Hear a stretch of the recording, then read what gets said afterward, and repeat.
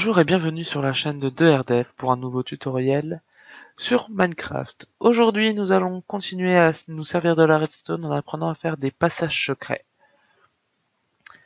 Aujourd'hui, donc, notre objectif est d'apprendre à créer des portes cachées afin d'améliorer nos donjons ou de faire des entrées discrètes pour nos coffres, pour nos salles au trésor.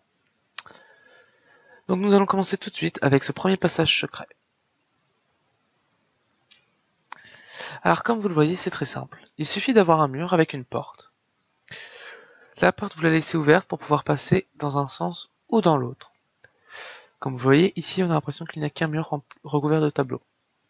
Alors qu'en vrai, nous avons donc un passage secret. C'est très simple, donc c'est dans un mur, vous faites une porte qui reste ouverte afin de passer, et les tableaux la recouvriront. C'est le passage le plus basique.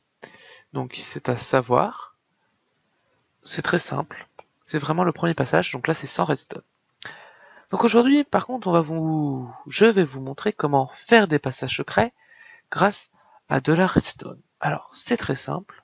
Comment cela fonctionne-t-il? Imaginons que vous êtes dans un donjon, par exemple, là vous avez le fil. Vous voyez, quand je le passe, ça active un passage secret. Donc voilà. Alors comment cela fonctionne-t-il? Eh bien, cela est très simple. Comme vous l'avez vu, nous avons donc le fil ici qui passe. Quand nous marchons dessus, hop, ça envoie une impulsion électrique. Ça court-circuite la torche. Donc là, ça va nous couper le courant. Et là, ça va se refermer. Et par contre, comme c'est un fil, ça va être temporaire. Donc là, hop, ça se rééteint, on rallume tout. Et grâce au répéteur, cela, on peut mettre le temps pendant lequel le passage reste ouvert. Donc par exemple, ici, j'ai augmenté le temps du répéteur. Donc hop, le temps que ça s'éteigne. Vous voyez, on a plus de temps que tout à l'heure. Donc à vous de choisir grâce au répéteur le temps que vous voulez.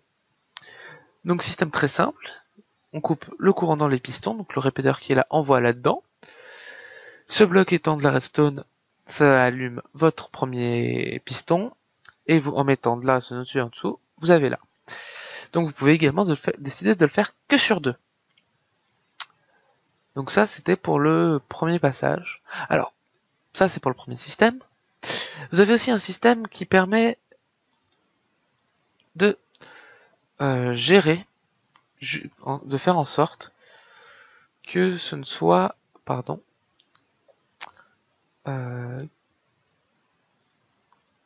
que durant le... Alors pardon, je casse tout. Vous voyez, ça reste ouvert cette fois-ci définitivement. Donc c'est très simple en fait, c'est sur le même système, donc vous envoyez une décharge. Hop. Ça va activer le piston qui est là, et ce piston va casser la torche qui maintenait ça ouvert. Donc ça, c'est le système pour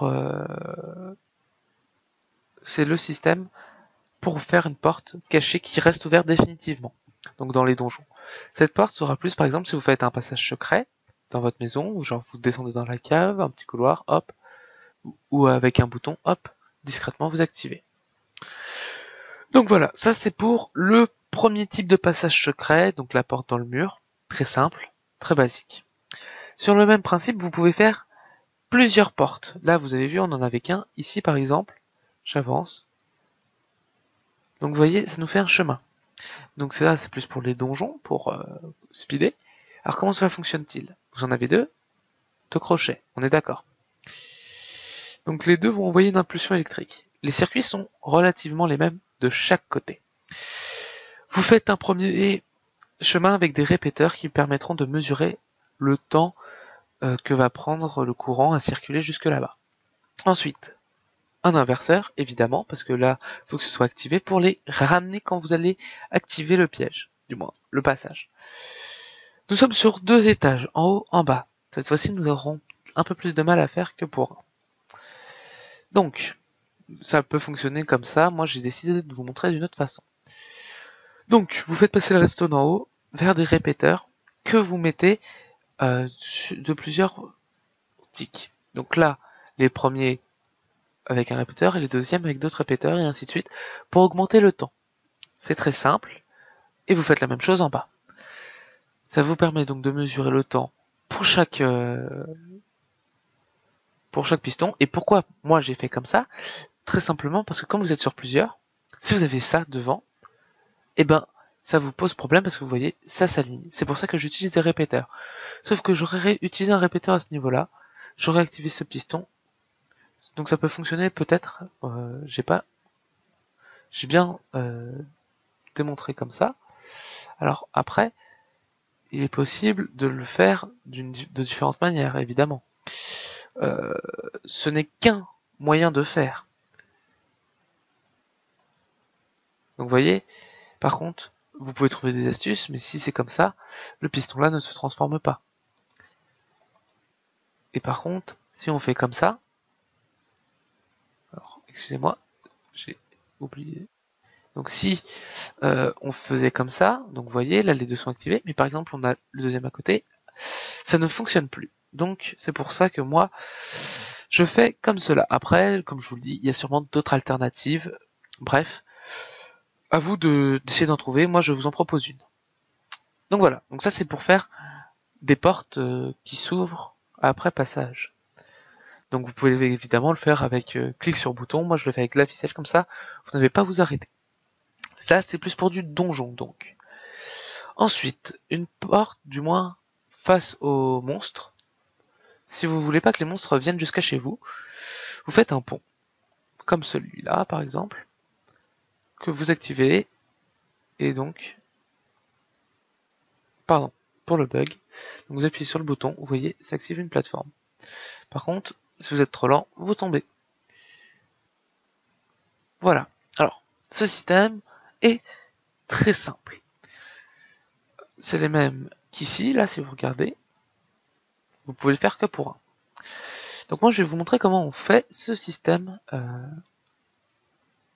Donc, ce système de porte, du moins, de passage. Donc, voilà. Alors, comment ça fonctionne? C'est très simple, en fait. Et ça empêche les monstres de passer, par exemple, sur un passage. Vous pouvez donc piéger le dessous. Alors, comment cela fonctionne-t-il? C'est bien pour ça que nous sommes là aujourd'hui. Quand vous cliquez sur le bouton, vous avez vu, on a la redstone qui s'allume. Ici, elle va activer un répéteur qui va activer la redstone qui est là pour ce piston. Mais ce bloc active les pistons qui sont en dessous. Donc, je vous montre comment ça fonctionne. Voilà. Le piston va s'activer ici. Donc, ça va tout d'abord pousser, ces 4 pistons vont s'activer et pousser ces 4 blocs. Ce bloc-là, se trouvant au niveau de la redstone, va s'allumer. Comme vous voyez, on arrive au bout. Il va s'allumer, poussant donc les blocs vers le haut. Comme nous avons le répéteur, ça va se couper bien en avant, ici, avant de se couper là. Ce qui va permettre au bloc de redescendre et de se faire rapatrier sur les autres pistons. Voilà, donc ça c'est le principe de base. Je vous remontre. Ça s'active, ça monte. Ce qui vous permet donc par la suite de créer des portes comme ça. Par exemple, je suis un monstre, je ne peux pas sauter, je tombe. Vous pouvez donc creuser là et mettre de la lave. Ça peut vous servir aussi de piège. Ou au contraire, c'est comme le système que je vous ai montré précédemment, en gérant le temps, vous pouvez faire en sorte que la personne s'avance et se retrouve coincée au milieu des blocs. Donc voilà. Donc, c'est un système très pratique, très simple. Très simple que vous pouvez donc développer pour vos donjons. Ce système peut donc être prolongé indéfiniment, sachant que par contre, vous devrez à chaque fois finir par augmenter le nombre de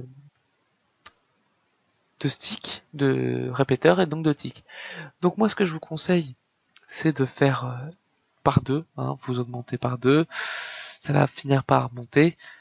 Voilà, là à partir du 3, je n'ai pas fait les tests, on peut peut-être mettre 3 fois 3, de façon à ce que en carré. Mais vérifiez bien à chaque fois que vous pouvez accéder au bout. Donc là, moi je vous ai montré.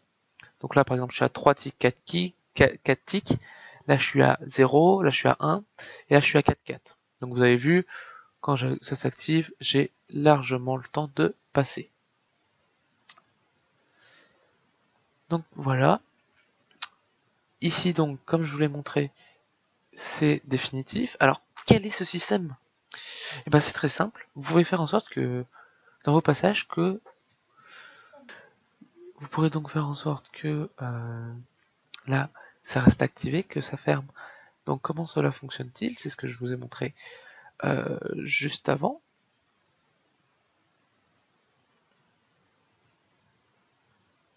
Donc, pardon pour les quelques bugs. J'ai quelque chose qui est en train de s'installer en même temps. Ça m'a fait un peu bugger au niveau du PC. Donc, comme je le disais, en même temps que ça s'allume là, vous envoyez ici le courant. Ici, c'est le même système que je vous ai montré dans mon système de Redstone.